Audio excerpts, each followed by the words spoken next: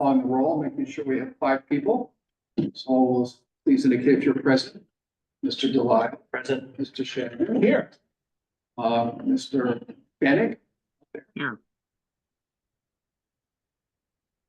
And Mr. Jones. Present. Okay, we have 5, so that is a quorum. So we'll proceed with that. The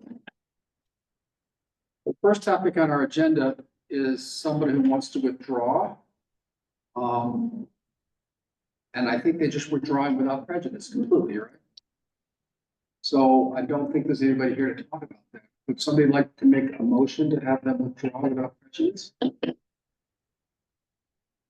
I'll make a motion for BP Merrimack LLC, 310 and 312 Merrimack Street and 3 Woodland Street, VAR 24-9 and ZSP 24-20, without prejudice. Okay, it's been moved and seconded. Is there any discussion of this? Seeing none, we'll take a roll. Which I guess we just go around the table. Mr. Delisle, Yes. Mr. Shagnon, Yes. Mr. Junta, Yes. and Mr. Bennett. Yes. And I vote yes, it's unanimous. Okay, that gets us to our only public hearing for this evening.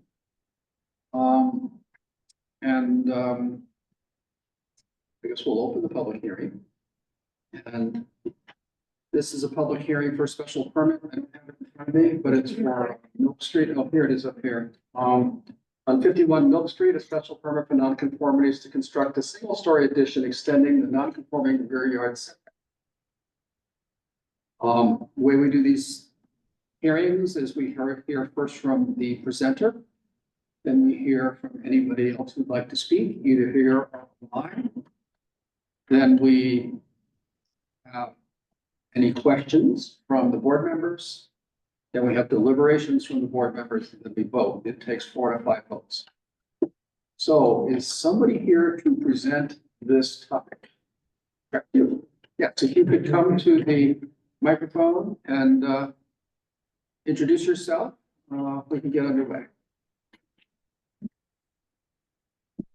Hello, my name is Julie McDonald. I'm from Olson Lewis Architects, and I'm representing the client in today who lives at 51 Milk Street.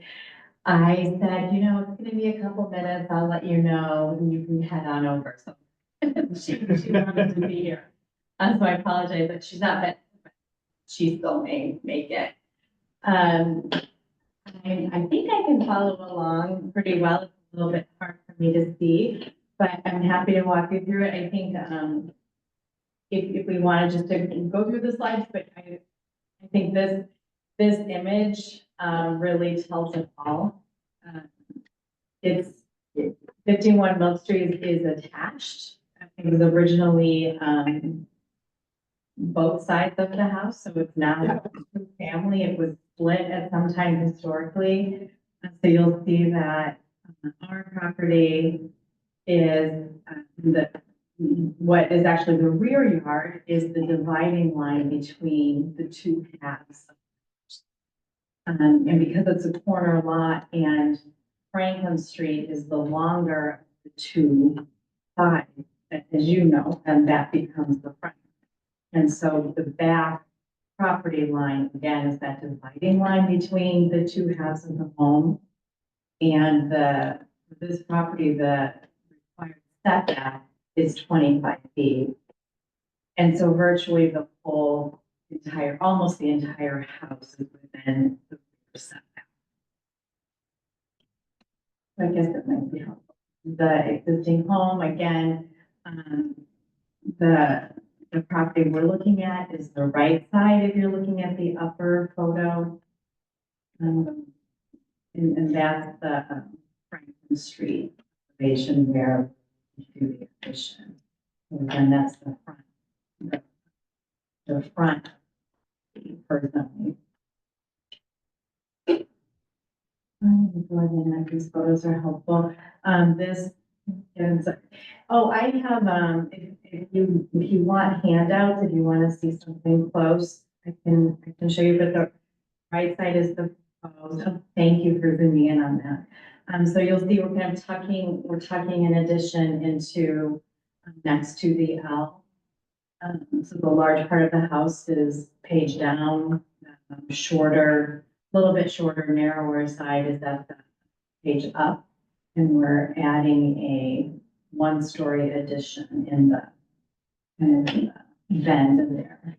And as I said, that as far as where the 25-foot is from, again, the left side property line is the rear.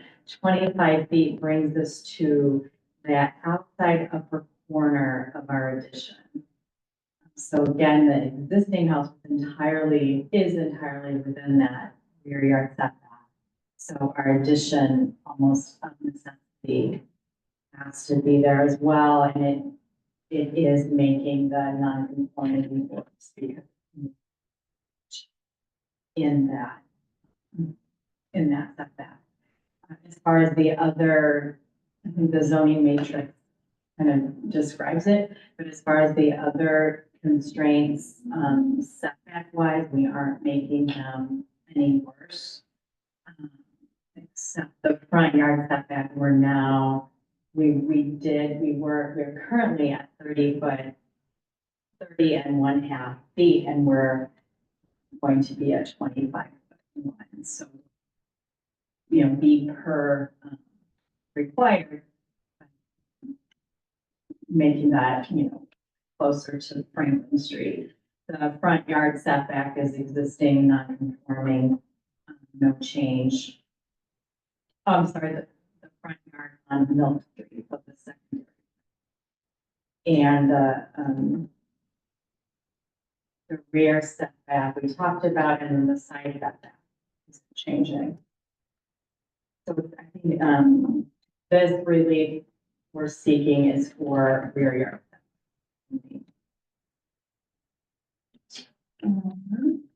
You wanna, it might be helpful to look at the others. Oh, great. So that shows the elevation from Franklin Street, and we added the heights just so you'd have them. Those were just added today, and we uploaded adjusted elevation to the site. So that we have this record. But it's significantly shorter than the, okay? And that's the lower drawing shows what you see from Milk Street. This 5 foot or so addition, pretty far back street, which we thought was really an important elevation, and the whole addition, the intent was to really have it be just enough, and it's obviously subservient to the main store.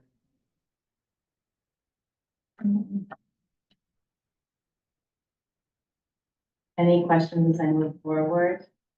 We'll take them up at the. Okay, great. So yeah, if we wanna, I guess the next is the plan. Which again shows the addition and the roof line, roof plan from the second floor. So it's adding, reconfiguring the kitchen to be an entry, and then this addition becomes a nice kitchen to the dining space and the living space. Yeah.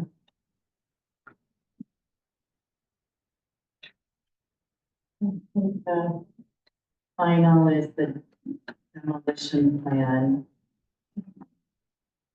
And that was mostly for historics to show that our amount of demolition didn't trigger historic review.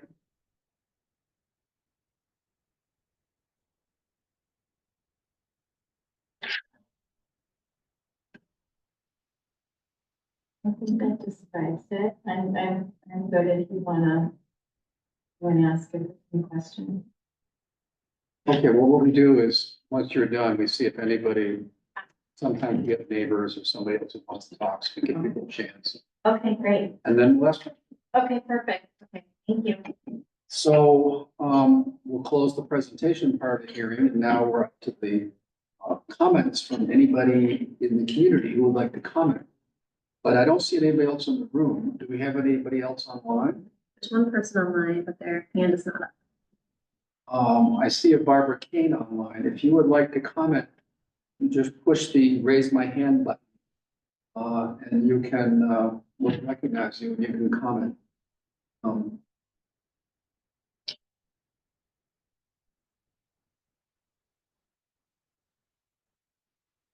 But what's that thing happening up there? It It's just our, says you're talking. it's picking up everyone. Okay, all right. We'll see no hands being raised online. Or in the room. We will close the public comment period and we will go back now to questions. We can ask our presenter questions. Who from the board would like to begin?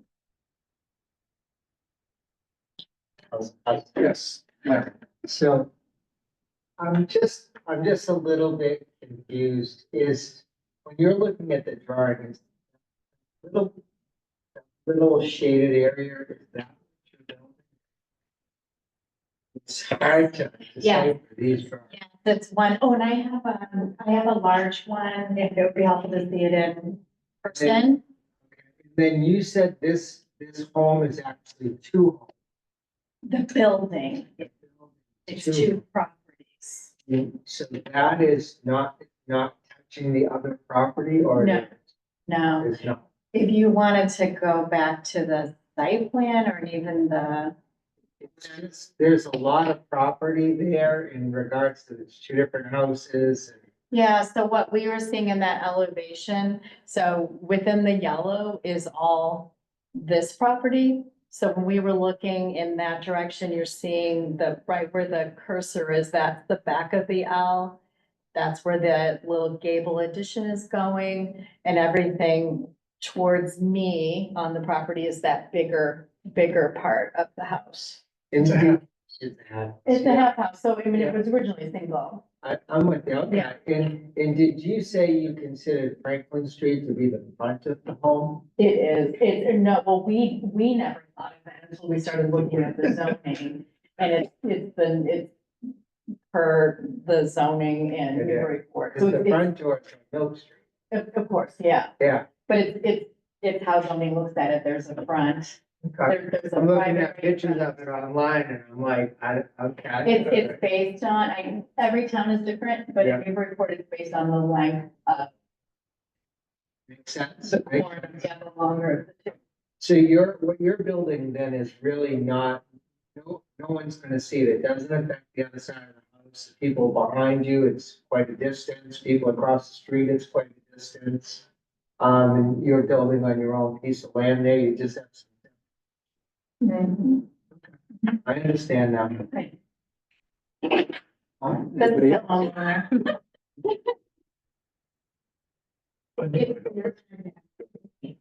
Either one. Um, Hi there, I just want to say, the person before you, they didn't want to, they withdrew, so we're ahead of our schedule. So you've missed the opportunity for public comment, so I just wanted, if you wanted to say anything about this, you don't have to, homeowners often don't. If there was something you want to say about your proposal, People that are right next to me came over and said, oh, they got to look at my kitchen plans and it works. They just was wondering what it was all about. all right, well, thank you. So we're in the midst of questioning now. One of our members has already asked questions from the presenter, and now it's the turn for somebody else. Who else would like to go next? I'll go. From the drawings, it looked like the main part of the house is about 790 square feet, 2 stories, might even be 3 stories. You know what the total square footage of the existing house is? Yeah, Well, 790 times 2 would be 1,600, up to be 1,580, so that might be what it is. we're adding 165. 165, but I see there's a comment, 165 without overhang, 173. Is it because you're going into the existing house or you're subtracting what the existing house had for an overhang? If you blow up, let's slide it in. It's the one below that one. Overhang would include the roof overhang, which is in Compton. Compton. It's the one with the matrix on the top. Yes, that one. So blow up, yeah. See that? It says 170, 172, and then it says 165 One sixty-five is the footprint of the new of structure. the edge. Okay. And I probably should deleted the rest of that note because it's not putting it to you. Yeah, I don't believe it is. So it's 165 on a house that's 1,600 square feet already. Okay, it's quite small. And It's, yeah, I mean, I'm sure it'll do what you want it to do. Yeah. Sometimes we look at scaling in mass. If it was 2 stories, it would be big, you see it from the street and all the neighbors, but that's quite quaint and small. No other questions? Right. Anybody else? Yes. Can you go to slide number 6? So in the crook of the main house and the L, that's where the addition is gonna go. Right. And that faces out to Franklin Street. And that's where you pick up or you have the change in the secondary setback from 30 to 25, because that building's coming out. The new building would be like extruded out towards us. Yes, Yeah. exactly. So the front, The the front. primary front yard setback, yes. Yeah, And that's Yeah. that 5 feet that you see from Milton Street. okay. Okay, and then the materials are just you're gonna carry along what the existing materials and the same kind of windows and whatever. Mhm. All right, I have no more questions. Mr. Bennett online, do you have any questions for our presenter? No questions, Chair. Okay, and I too don't really have any questions that haven't already been asked by my colleagues. So now we go to deliberations, where each person talks about what are the criteria for a special permit in this case, and whether this meets the criteria, whether they can support this application. Who would like to begin? Mr. Dwyer. Thank you, Mr. Vice Chairman. So here we have, no new nonconformities per the materials. I guess we're kind of close on the, what was it, the lot coverage? Would you mind putting up the matrix? Yeah, within 10. Yeah, so we're close on the lot coverage, but we're not there. For the calculation, so we're good with no new nonconformity. And then is this substantially more detrimental to the neighborhood than what is existing? I don't know. I think the answer to that is no. We've kind of talked a lot about how this is situated on the lot and how it will be situated in between the L and the existing or the historic main part of the structure. So I think, in my opinion, this is not more detrimental to the neighborhood. I can support. I'll go next. Yeah. Yeah, I have to agree with Mr. Delisle. No new conformity, and it won't be more detrimental. I think it's a nice little addition. It should hopefully serve the owners well and support the application. Mr. Junta. I support the application. I agree with everything. Mr. Bennett. I agree with my colleagues and support the application. And on a personal note, when I was moving to Newburyport, I went through this house.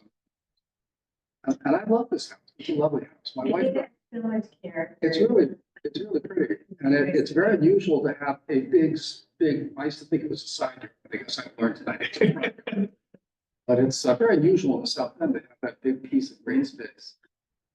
I did, my wife and I did think the kitchen was a little cramped, but I see you're taking care of that. So anyway, I just love that house, and I can enthusiastically support this. Yeah. It dictates what we do. Yeah, so it is unanimous. It's approved 5-0. Thank you very much. Thank you, thank you. We didn't actually, we actually have. technically we need to vote. It looks like it'll be approved. It looks like it's got a good chance. Someone can change their mind last second. Somebody could. So would somebody like to make a formal motion? Oh, my gosh. Thank you. I got carried away. I'll make a motion to approve 51 Milk Street, ZNC 24-35. Second. Okay, the motion has been moved and seconded. We'll go around the table. Mr. Delisle, Yes. Mr. Shagnon, Yes. Mr. Jones. Yeah. And Mr. Benning. yes, And I too vote yes. Now it is unanimous. Yes. Thank you. That concludes our hearings for this evening. The next item on the agenda is our minutes, right? I'm sorry, I forgot to introduce you two. I'm not used to doing. Anyway, I think you've all seen the minutes. They were short. It was a short meeting. Does anybody have any suggested changes to the minutes? Good night. Good night. Good night now. Okay, would somebody like to make a motion to approve the minutes of whatever meeting? So moved. Okay, it's been moved and seconded. All in favor? They're unanimously approved. Is there any other business that the planning office or the vice chair would like? I don't have any. Do you have any? No, but Andy is online, perhaps he does. Andy, do you have anything you'd like to bring up with us? No, I think the only thing, we have some zoning changes that are in process. I think you know about the MBTA communities sort of generically. You don't typically see that as a board. The accessory dwelling units, though, the city council took a first vote on that zoning amendment. The second vote is expected to be taken in a couple of weeks. So we will give you an updated copy of that section of the zoning ordinance that we're expecting to be finally on the books. There's a new set of state statutory regulations, which I can review with you at the next meeting with that ordinance. But in essence, where in single family districts and single family properties where folks have these accessory dwelling units they might be interested in doing, there are certain parameters set out for that. And it basically replaces the in-law ordinance section that we have right now. The only other things I would mention is that we are bringing forward a update to the signage regulations. So happy to touch base with you about that as well. I know you don't frequently see those. You typically see more likely the things that you see tonight, things of that nature. But we'll update you on a few tweaks that we're looking to just mainly housekeeping and clarification of some things, including in the general ordinance, some of the city properties, how those are handled. But there will be other zoning changes of so forth, but I don't think there's anything else I would note right now unless you have any questions. So you say the in-law apartments is going away, replaced by this now? Correct, and that's to be consistent with the statute. I'm happy to unpack that further, depending on how much detail you want. But in essence, the state the state legislature has adopted a new piece of legislation that mandates local communities allow accessory dwelling units under certain parameters.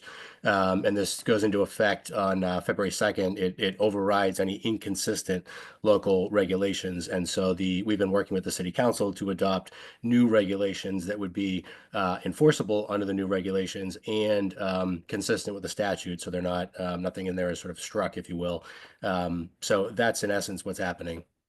I think when we get our first accessory dwelling unit thing, it'd be good maybe before that for somebody to describe what this thing is. Or at least Yeah, I think send us the bylaw or send us the ordinance. Yeah, I think we'll defer to you. I think what would make most sense is send you a copy of the ordinance, just a PDF of the language to review. It won't be posted to the Municode page for a bit of a delay, but you'll be able to read that. And then what I could do is just scroll through the document at your next meeting and just kind of review what each section is doing briefly. And then if you have any questions, we can go from there. I think that'd be good. Also, before the meeting, there was a bit of a discussion broke out about 40Bs and whether we would be seeing a friendly 40B regarding the Kmart site. Could you comment upon in what month that thing might appear? Hard to say exactly. At this point in time, I would estimate maybe March that we might be seeing that. It's hard to say because we're not in direct control of that application coming in. But in hearing from the development team or the property owner and development team, in terms of their process to go forward with the friendly 40B process, they have some other things they have to do first before they can come to the DBA. So I would estimate maybe March timeframe that we would see that, but certainly give you an update if we have anything more info in the coming days. I mean, I think that one's a pretty big deal. Unfortunately, Bud has been through some of these with Chelmsford, quite frankly, a lot of them. I had no idea the kind of background. I know Rob may have seen one in his 22 years on the board here, but probably not to the degree Bud has. But I do think this one's. Yeah, I think he had the Woodman Way one, if I'm not mistaken. He was on the board when that one happened. Yeah, it's great to have that experience there. I definitely I agree with your statement. It's a big one, big project, so to speak, and a big discussion. And I imagine it's up to you, but we could probably work with you and the and Rob to figure out, do we want to designate a night for that, or have a and that sort of thing. But as opposed to other applications that night, but defer to you. I think on that one, it'd be very helpful if the meeting before it gets here, you gave us some information as to what our role is. I mean, some people think it's just, we can't do anything. Other people have said, well, we can delay this forever and throw them in the land court, we can do all kinds of things. So it'd be useful to know. Yeah. Maybe you're too close to it to tell us. No. I mean, I'm happy to. It's part of my job to run through these things and to help you with that. And it's good that there are members who have had some of the experiences before in permitting. I don't know whether those are all good or bad, but this project is very well known, so to speak, in terms of what's going on with it. Mainly because there's been a development agreement and there's been discussion at the city council already.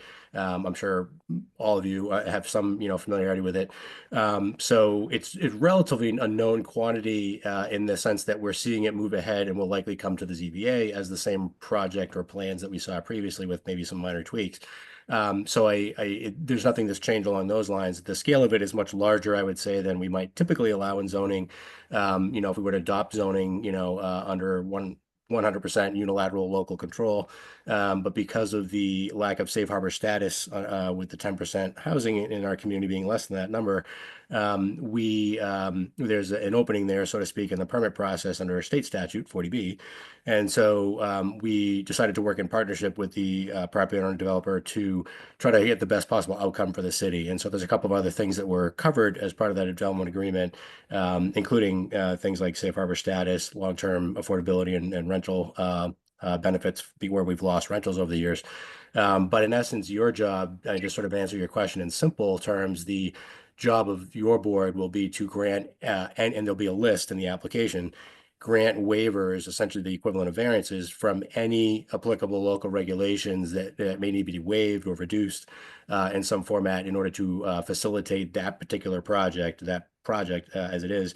There's certainly more to unpack there. There's debate about whether or not the community's at the 10% and verifying our status and the board's ability to say no versus say yes with the conditions and things like that. But for the most part, you are granting waivers from the regulations. There's a presumption here under the state statute that affordable housing is a priority goal, and that trumps the local regulations if they are problematic in some way. Let's say there are public health and safety issues that can be raised during the permitting process that can be a reason for denying a 40B project. I'm not seeing that those are coming into play here in any way. I'm happy to have further discussion, but I don't think that that's necessarily the issue here. To me, it's more about I see the board largely going through the typical process of enumerating the waivers and reductions that may be needed under zoning, or if there's other regulations local, like the wetlands regulations the Conservation Commission has, that would be a local regulation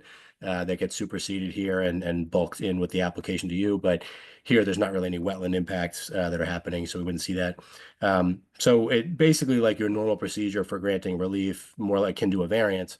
And I think we're, at least right now, expecting to see the same plans that you have probably already familiar with. Yeah, does anybody else before we close down I here? just wanted to ask, based on what you just discussed, my experience has been too, that oftentimes the applicant may not come to us with a fully cooked proposal. As an example, traffic. And that we have the right as a board to request a traffic study. I think that's probably applicable here in spades, because it dumps out on the low street.